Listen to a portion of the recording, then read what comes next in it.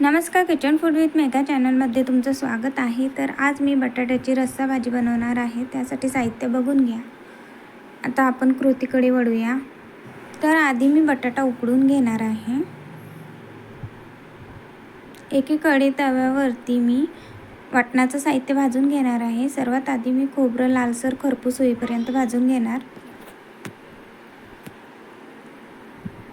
खोबरं छान लालसर खरपूस झालं की काढून आता आपण धने भाजून घेणार आहोत.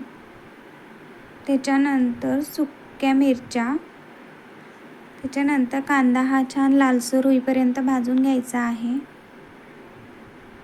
कांदा थोडा लालसर झाला की त्यामध्ये टोमॅटो, आलं, लसूण घालून भाजून घ्यायचं.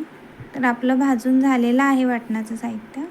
तर त्याचं छान वाटण करून घ्यायचं. अशा प्रकारे बटाटासुद्धा आपला उकडून झालेला आहे. तर आता मी याला सोलून घेते. आता मी गॅसवरती कढई ठेवली, त्यामध्ये तेल घातले.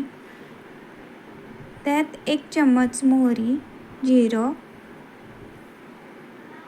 आणि केलेलं वाटण घालून घेणार आहे.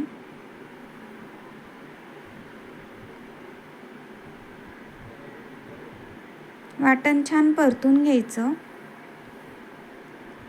आता यामध्ये लाल तिखट, हळद, गरम मसाला आणि चवीनुसार मीठ घालून घ्यायचं.